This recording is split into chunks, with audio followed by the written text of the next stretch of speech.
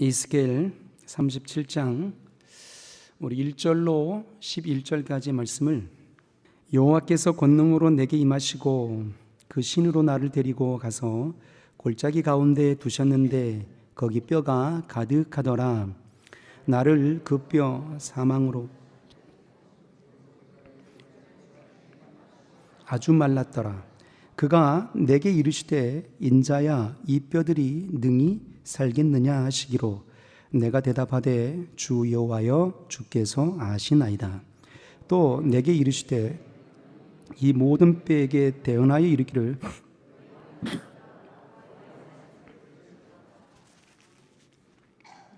주 여호와께서 이 뼈들에게 말씀하시기를 내가 생기로 너희에게 들어가게 하리니 너희가 살리라. 너희 위에 힘줄을 두고 살을 입히고 가죽으로 덮고 너희 속에 생기를 두리니 너희가 살리라. 또 나를 여호와인 줄 알리라 하셨다 하라. 이에 내가 명을 조차 대언하니 대언할 때에 소리가 나고 움직이더니 이 뼈 저 뼈가 들어맞아서 뼈들이 서로 연락하더라.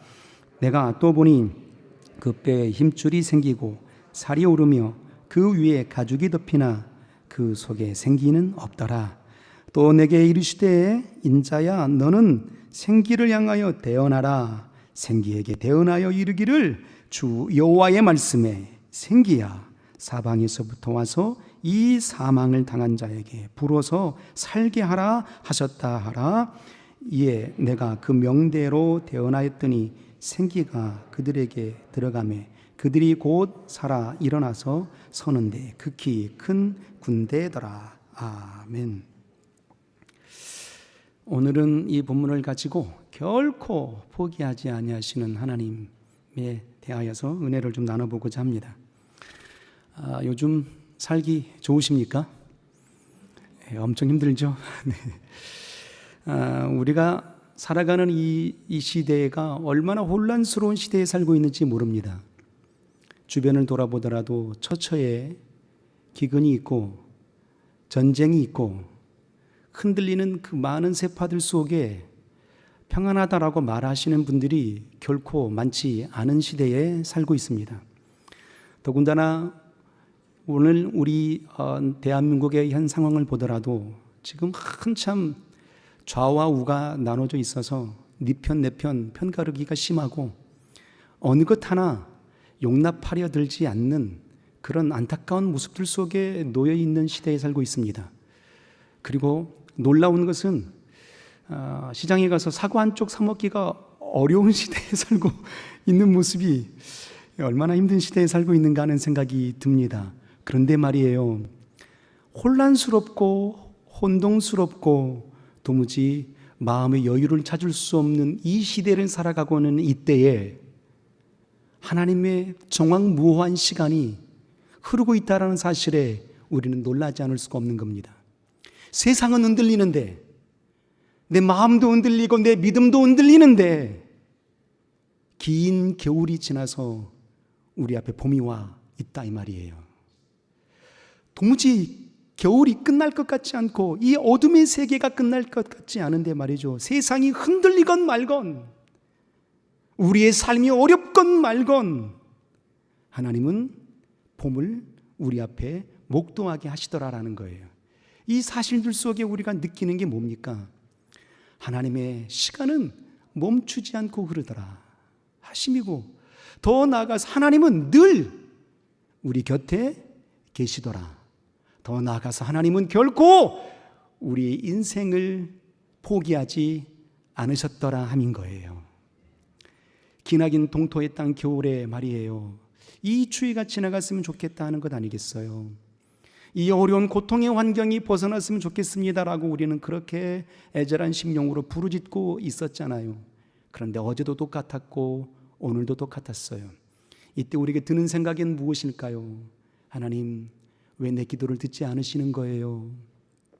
언제까지 내가 버텨야 됩니까? 라는 그런 회한 섞인 고백이 우리의 삶 가운데 있었지 않았겠습니까? 그런데 여전히 하나님의 시간은 흐르고 계셨다라는 거예요.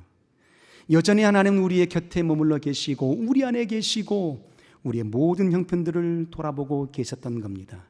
그래서 호세아서 11장 8절 이하를 보게 되면 이렇게 우리 하나님은 말씀하십니다. 에브라임이여 내가 어찌 너를 놓겠느냐, 이스라엘이여 내가 어찌 너를 버리겠느냐. 내 마음이 내 속에서 돌이켜서 나의 긍휼함이 너희를 향한 나의 긍휼함이 불붙듯 일어나는도다 라고 했던 겁니다. 어떤 말씀이에요? 내가 언제 너를 놓았느냐, 이스라엘 민족아 내가 언제 너를 버렸느냐. 나는 결코 너를 놓아본 적도 없고 너를 버려본 적도 없느니라. 내 마음이 내 속에서 돌이켜서 긍휼함으로 불붙듯 일어났도다 하는 거예요. 이 말씀인즉 나는 너를 포기해 본 적이 없어. 나는 너를 떠나본 적이 없어. 나는 너를 버려본 적이 없어. 언제나 내 곁에서 너를 지켜보고 있었어 라고 하시는 그 큰 하나님의 긍휼하심의 역사의 사랑의 되뇌임이었다라는 것입니다.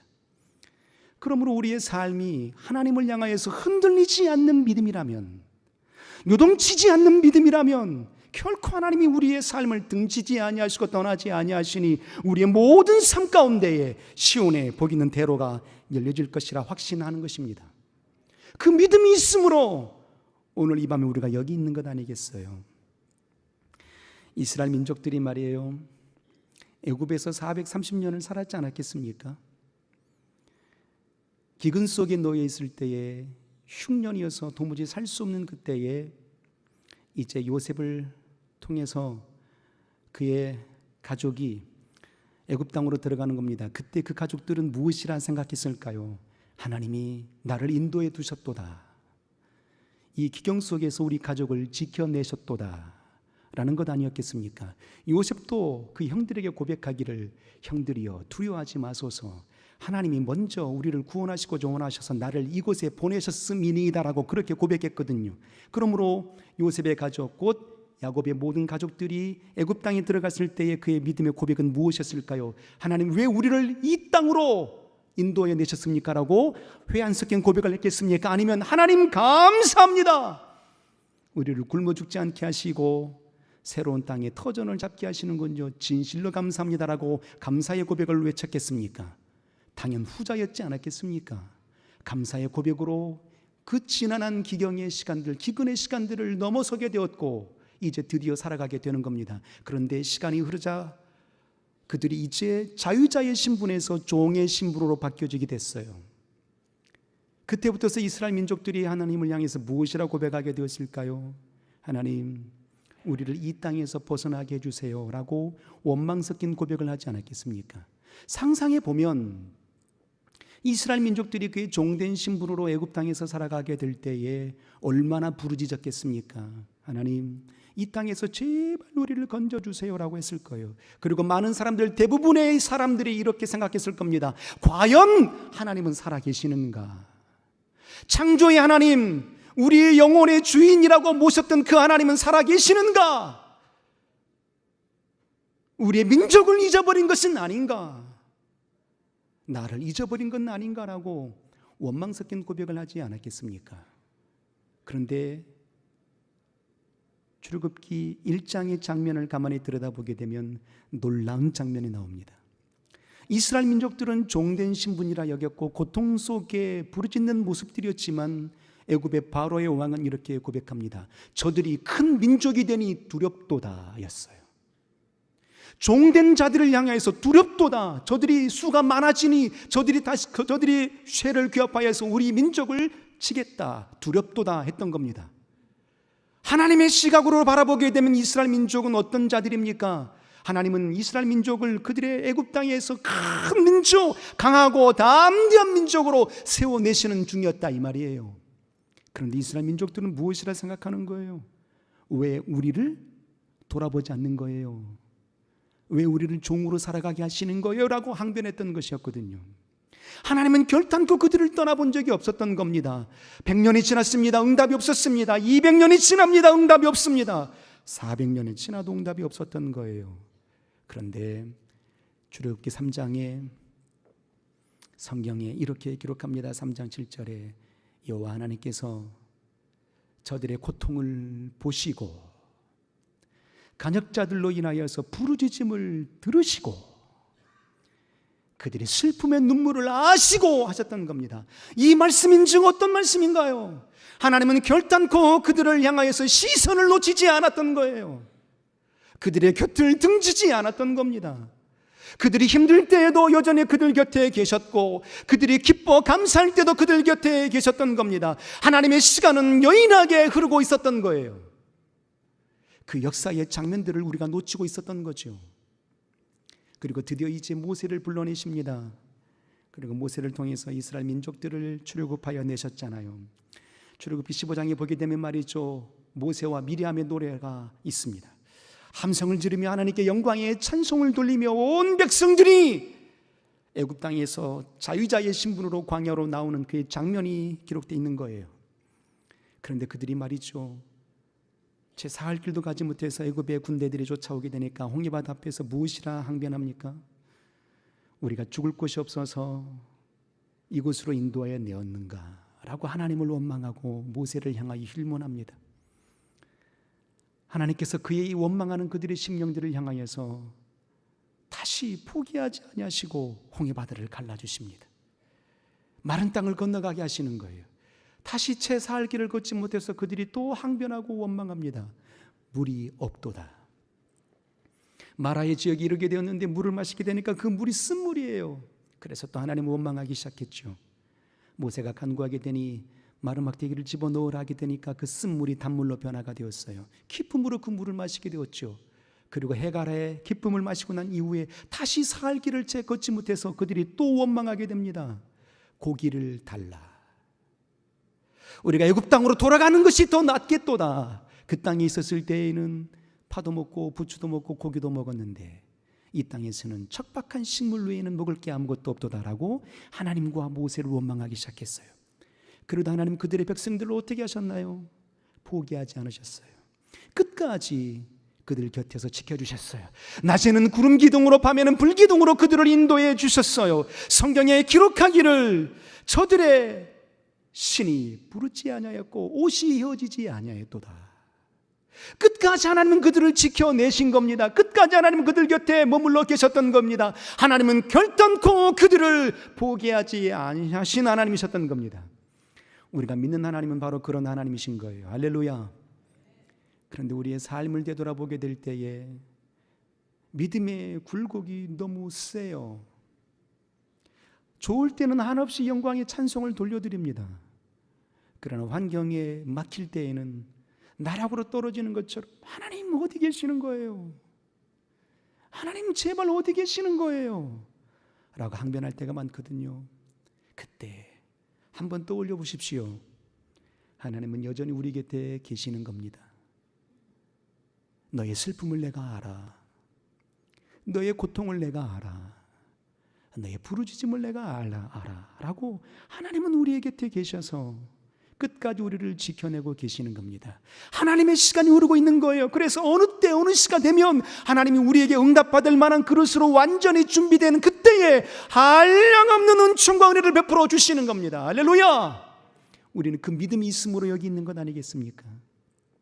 흔들리지 않는 믿음이 중요한 거예요. 야곱의 인생을 한번 봅니다. 우리가 야곱을 떠올리게 될 때 이스라엘 민족들은 이렇게 고백하죠. 아브라함의 하나님, 이삭의 하나님, 야곱의 하나님이라고 당신의 조상의 하나님의 이름을 부를 때에 아브라함과 이삭과 야곱, 그의 조상의 이름을 빼놓지 않고 부르게 됩니다. 그러니까 이스라엘 민족들에게 있어서 야곱은 아주 위대한 인물 중에 인물이었고 믿음의 사람이라고 그렇게 칭송을 받는 자라 이 말이에요. 그러나 우리가 성경을 보아서 알지 않습니까? 야곱은 그렇게 칭찬받을 만한 삶을 살아낸 자가 아니었잖아요. 존귀와 영광을 받을 만한 자의 삶이 아니었던 겁니다. 그래서 야곱은 어떤 인생일까요? 야곱을 들여다보게 되면 야곱은 그럼에도 불구하고의 하나님을 뵙게 되는 거예요. 야곱이 말이죠, 리브가의 복중에 옛 상태로 있었을 때에 서로 장자의 축복권을 받겠노라고 복중에서 싸웠잖아요. 그런데 형 에서의 힘에 짓눌려서 결국은 먼저 나오지 못하고 차자로 나오게 됩니다. 그런데 그 복중에 있었을 때에 하나님께서 무엇이라 선언하셨는가 하는 거죠. 큰 자가 작은 자를 섬기리라 였던 겁니다. 그 역사의 음성을 그의 어머니 리브가가 들었던 겁니다. 그리고 자자로 야곱이 태어나게 되었죠. 그러면 상상해 보는 겁니다. 성경에는 기록되어 있지 않지만 그의 어머니 리브가가 그의 동생 야곱을 향해서 하나님께 들은 말씀을 전했을까요? 안 전했을까요? 저는 전했을 거라고 상상이 되는 겁니다. 어머니가 야곱을 더 사랑했다고 성경은 말하고 있거든요. 왜 사랑했을까요? 하나님의 음성을 들었어요. 야곱에게 하나님의 뜻이 머물러 있음을 그는 들었다 이 말입니다. 그래서 단언컨대 어머니 리브가는 그의 야곱을 향해서 선언했을 거예요. 내가 음성을 들었다. 내가 너를 복중에 품고 있을 때 하나님의 음성이 내게 있었다. 큰 자가 작은 자를 섬긴다 하셨다라고 그 말씀을 전해줬을 겁니다. 그런데 결론은 무엇입니까? 기다리지를 못했던 겁니다. 하나님은 내가 너와 함께 하겠다라고 약속해 주셨지만 그 약속을 저버리는 거예요. 그래서 당신의 꾀로 아버지를 속이고 형을 속입니다. 장자의 축복을 얻어내고자 원하는 그 욕심 때문에 말이에요. 그리고 형이 그 사실을 알게 되고 죽이겠다 하니까 말이죠, 삼촌 라반이 있는 하란 땅으로 이제 도망치게 됩니다. 하란 땅에서 삼촌 라반의 집에서 살아갈 때 하나님을 의지한 적이 있습니까? 20년 동안의 삶 속에 하나님을 의지한 적이 있느냐 이 말이에요. 당신의 몸부림으로 살아갑니다. 그래도 부자가 됩니다. 나름 성공했다 이 말이에요. 그리고 고향으로 돌아오거든요. 그 돌아올 때에 형 에서가 그 소식을 듣고 400명의 군사를 일으켜서 그를 죽이겠다 하게 되니까 그때에 비로소 야곱이 모든 것들을 다 보내고 야복나루에 홀로 있게 되는 겁니다. 그때 야곱이 하늘의 하나님께 메어 달리는 삶을 보이는 겁니다. 천사와 씨름한 장면이 거기서 나오는 것 아니겠습니까? 그때 천사와 씨름하던 야곱을 향해서 하나님은 무엇이라 말씀하셨을까요? 너의 이름이 무엇이냐? 야곱입니다. 난 차자예요. 그때 하나님이 뭐라고 말씀하시죠? 너의 이름을 이스라엘이라 하리라. 이 이름 속에 하나님께서 부어주시는 놀라운 역사를 우리가 발견하게 되는 겁니다. 이스라엘, 하나님과 겨루어 이긴 자라라고 그 이름을 바꿔주셨습니다. 그러면 이스라엘이란 이름의 의미 속에 함의되어 있는 건 말이죠, 내가 너를 다스린다 하는 뜻이에요. 내가 너를 다스린다. 그러므로 하나님은 결코 나는 너를 등지지 않을 거야. 나는 너를 떠나지 않을 거야. 나는 결코 너를 포기하지 않을 거야 함을 선언해 주시는 장면이었던 겁니다. 야곱이 하나님을 등졌을 그때에도, 야곱이 하나님 없이 홀로 살고자 몸부림치는 그때에도 하나님은 여전히 야곱 곁에 계셨던 겁니다. 다시 말하면 내가 믿음 안에 열심을 내는 그때에도 하나님은 보고 계시고, 내가 곁길로 갈 때에도 하나님은 애절한 눈빛으로 바라보고 계시는 거예요. 부디 돌아오기를, 부디 하나님 편에 서기를 우리 하나님은 원하고 계신다 이 말이에요. 야곱을 향해서 그토록 곁길로 가는 인생, 아버지를 속이고 형을 속이고 하나님을 속였던 그 역사의 사기꾼, 그럼에도 불구하고 하나님은 야곱과 함께 하셨더라. 그래서 야곱을 떠올리면 그럼에도 불구하고의 하나님을 만나게 되는 거예요. 우리 인생의 삶을 한번 돌아봤으면 좋겠습니다. 어떤 삶으로 살아갑니까? 우리도 야곱이잖아요. 정직하지 못할 때가 너무 많았어요. 흔들리는 믿음의 삶으로 살아갈 때가 더 많았다고요. 하나님이 원하시는 뜻보다도 내가 원하는 뜻이 더 앞설 때가 많았잖아요. 이 시대의 야곱이 바로 나와 여러분이었던 겁니다. 그래도 슬퍼하지 마소서, 괴로워하지 마소서, 낙심하지 마소서. 하나님은 여전히 우리와 함께 가신 하나님이십니다. 여전히 우리 곁에 계시는 하나님이십니다. 결코 포기하지 아니하시는 하나님이신 겁니다. 할렐루야. 오늘 본문 속에 말이에요, 에스겔 선지자를 만납니다. 이스라엘 민족이 기원전 722년에 북이스라엘이 아수르에 의해서 완전히 패망을 당하게 됩니다. 그리고 이제 약 한 136년 후에, 140년 후에, 그러니까 586년에 이제 남유다, 그러니까 이스라엘 민족 남아있는 유다 민족들마저도 바벨론에 의해서 완전히 패망을 당하게 됩니다. 왜 그들이 무너지게 되었을까 하는 거죠. 하나님의 선민들이고 하나님의 말씀을 붙들어 사는 인생들이었음에도 불구하고도 왜 이방 족속들에게 멸망을 당하게 되었을까? 결과는 뻔한 것 아니겠습니까? 하나님을 멀리하였더라. 하나님은 여전히 그들 곁에 계셨음에도 불구하고도 그들 스스로가 하나님을 등져버린 겁니다. 그래서 결국은 하나님께서 이방 민족을 통해서 그들을 치게 하시고 무너지게 되었죠. 그때에 이제 남은 유다 민족이 무너지는, 바벨론에 의해서 무너지는 그때에 말이죠, 이 에스겔 선지자도 바벨론의 포로로 끌려가게 된 겁니다. 그때 그의 나이가 25살이었습니다. 하나님의 성전이 불타버렸어요. 모든 군대도 흩어져 버리게 된 겁니다. 가정도 무너지게 된 겁니다. 그러면 에스겔 자신을 들여다보게 될 때 에스겔의 아버지가 누구입니까? 아론의 후손이에요. 그의 아버지 부시가 제사장 아니었겠습니까? 그러니까 당연 이제 이 에스겔도 그의 아버지의 뒤를 이어서 제사장이 될 사람이었다 이 말이에요. 그런데 나라가 무너져 버렸어요. 성전이 불타버렸다고요. 그의 꿈도 사라진 겁니다. 그의 민족도 무너지게 되었으니 아무런 꿈도 아무런 이상도 찾을 수 없는 완전히 무너져버린 그의 심령 속에 포로로 끌려가게 된 거예요. 젊은 25살의 나이에 말이죠. 그리고 이제 5년 후에 30세가 되었을 때에 그발강가에 있는데 말이죠, 하나님의 성령이 그에게 임하십니다. 그리고 그를 이끌어내시죠. 그리고 오늘 이 장면의 환상을 보게 하시는 겁니다.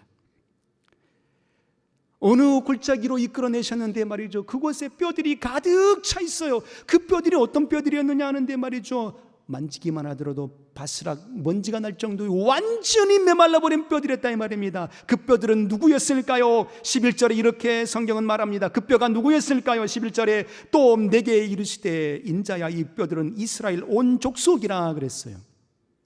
메말라버린 심령들의 완상을 보여주게 되시는데 말이죠, 그 뼈들이 누구냐 하는 거죠. 그들이 바로 이스라엘 민족이었고 이 시대에 우리일 수 있다 이 말이에요.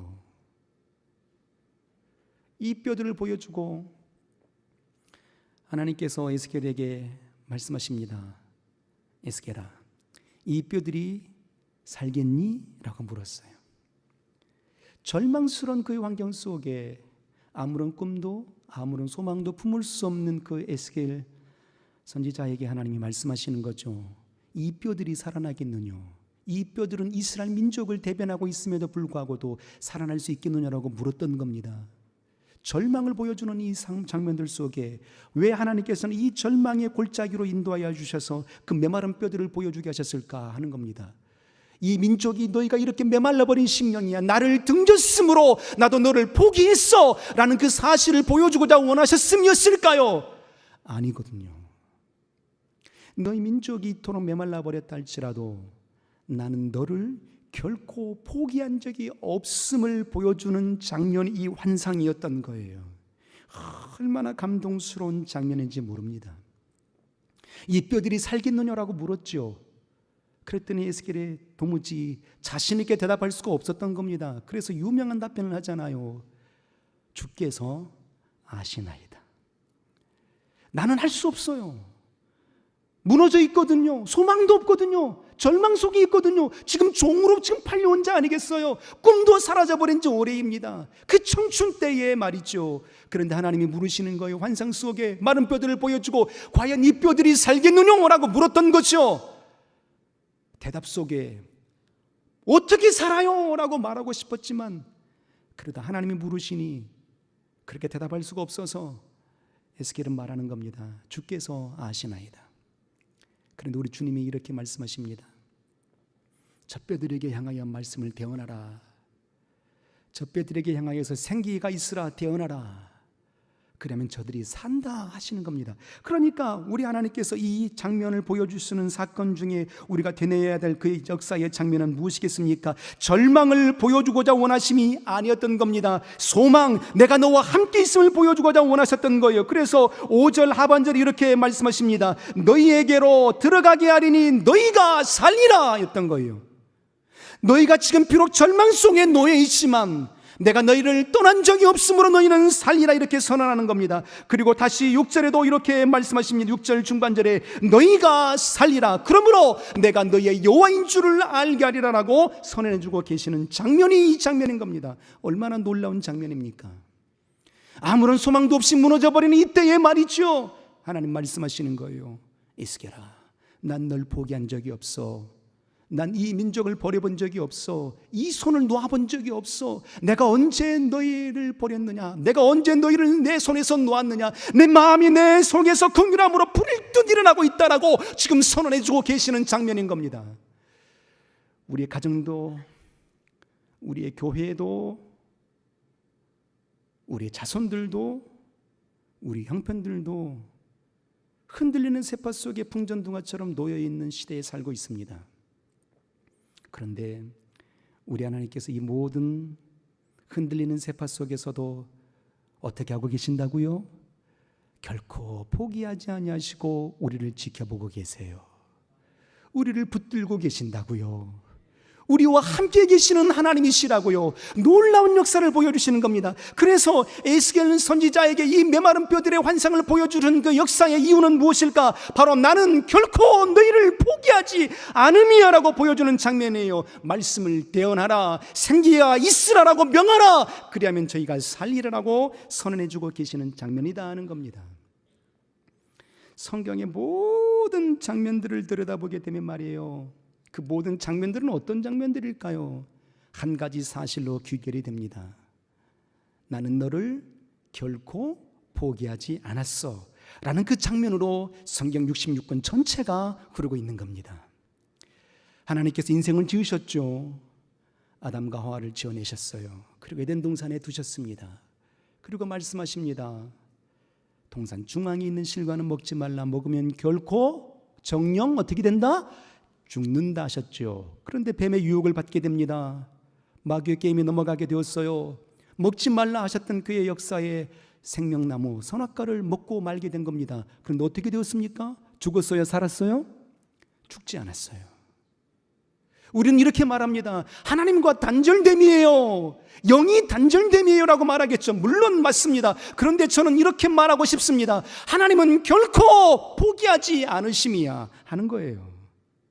그래서 그들이 에덴 동산에서 쫓겨나죠. 쫓겨났을 때에 에덴 동산에서는 벗고 살았거든요. 저 보지 마시고 벗고 살았어요. 창피한 줄 몰랐거든요. 그런데 에덴 동산에서 쫓겨나고 난 이후부터는 말이죠, 벗었음으로 인하여 부끄러워하더라 그랬다 이 말이에요. 두려워하더라 그랬거든요. 그래서 이제 옷을 재 입었죠. 무화과 잎을 엮어서 옷을 재 입었다 이 말입니다. 그런데 그 잎이 오래 가질 않아요. 그때 하나님 어떻게 하셨습니까? 가죽 옷을 지어 입히셨잖아요. 이 장면은 어떤 장면이에요? 정령 죽는다 하셨는데 살아있어요. 그 범죄한 인생들을 향해서 다시 어떻게 해요? 옷을 지어 입혀주세요. 어떤 장면이에요? 난 널 포기하지 않았어. 난 널 버리지는 않았어 하는 장면이잖아요. 창세기 6장을 한번 보세요. 하나님이 인생 지으심을 한탄하시사 이렇게 선언하십니다. 하나님께서 이 지면에 있는 모든 사람들을 다 쓸어버릴 것이야 라고 선언하셨습니다. 그런데 하나님께서 노아를 향해 이렇게 말씀하십니다. 노아는 은혜를 입었더라. 그리고 방주를 지으라 말씀하세요. 그래서 노아가 산꼭대기에서 방주를 80년 넘게 방주를 짓게 됩니다. 짓고 난 다음에 말이죠, 그의 노아가 그의 식구들을 데리고 들어가게 되고 호흡하는 모든 동물들이 암수, 정결한 것은 7쌍, 부정한 것은 2쌍씩 들어가게 됩니다. 그들이 살아나잖아요. 어떤 장면입니까? 노아의 방주 속에서 얼마나 머물러 있었을까요? 1년하고도 17일 머물러 있습니다. 그러니까 386일 정도 머물러 있었던 겁니다.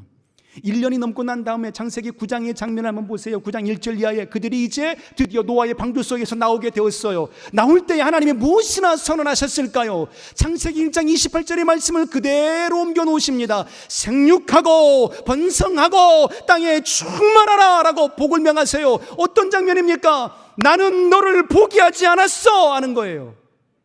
나는 너를 떠나지 않았어 하는 거예요. 하나님은 우리에게 복을 명하고 계신다 이 말입니다. 그들이 어떤 자들입니까? 아담의 후예들이에요. 선악과를 먹어버린 자들이라고요. 정령 죽는다 하셨던 그 자들이었다 이 말입니다. 그런데 하나님은 결코 포기하지 아니하시고 끝까지 붙들어 주시는 거예요. 끝까지 참아내 주시는 거죠. 끝까지 포기하지 아니하시는 거예요. 오늘 우리가 좋은 소식 들었잖아요. 비교역으로부터서 좋은 소식을 또 우리가 듣게 되었어요. 감사한 일 아닙니까? 상상해 보면 말이죠, 그런 겁니다. 우리가 좋은 일이 있을 때에는 하나님 감사합니다 이렇게 생각하잖아요. 개혁에 처음 나왔을 때 우리가 어떤 마음이 있을까요? 하나님이 열어주셨어요 막 이랬잖아요. 하나님이 하신 거예요 막 이랬어요. 그러다가 가끔씩 말이죠, 우리가 고소당하고 또 저쪽에서 법으로 하게 되면 언제 됩니까? 언제 개혁이 됩니까? 이제 우리가 임직식을 하는데 부러웠던 모양이에요. 그러니까 저기서 이거 안 됩니다 하고서 법원에다가 이렇게 또 가처분 신청을 내고, 혹여라도 저들이 임직식을 하게 되면 1억씩 벌금 물게 해주세요 막 이렇게 냈다 이 말이에요. 얼토당 넣는 소리 말이죠. 그때 그 소식을 들었을 때에 움찔한 마음이 있잖아요. 혹여라도 이거 저들에 의해서 가처분이 인용되면 어찌 될까? 우리 성도들 얼마나 상처를 받을까? 얼마나 힘들어할까? 그때 임직식을 받겠다라고 이제 가족들에게 다 얘기해놨는데 다 올 거 아니에요, 주일날. 그때 말이죠, 권사님들 딸 자녀들이 뭐라고 얘기할까요? 엄마, 내가 그 교회 다니지 말라고 했잖아 뭐 이럴 거 아니에요. 내가 그렇게 얘기했는데 왜 거기 다녀가시고 이런 창피를 당하느냐고 그러지 않았을 거예요. 그게 두려웠던 거죠. 그런데 하나님께서 말이죠, 어떻게 역사하십니까? 다 보고 계세요. 다 아신다고요. 하나님께서 넉넉하게 넘어가게 하시잖아요. 하나님 우리와 함께 하시는 그 놀라운 증거를 보고 있는 겁니다. 노아의 방주 가운데에서 나올 때에 생육하고 번성하고 땅에 충만하라 말씀하시면 역사의 장면이 바로 우리의 삶 가운데 펼쳐지고 있지 않습니까? 할렐루야! 구약 때만 역사하신 하나님이십니까? 그렇지 않잖아요. 신약 때에도 마찬가지였던 겁니다. 신약 때에도 말이에요, 예수 그리스도 죽으시자마자 제자들이 다 어떻게 합니까? 다 뿔뿔이 흩어집니다.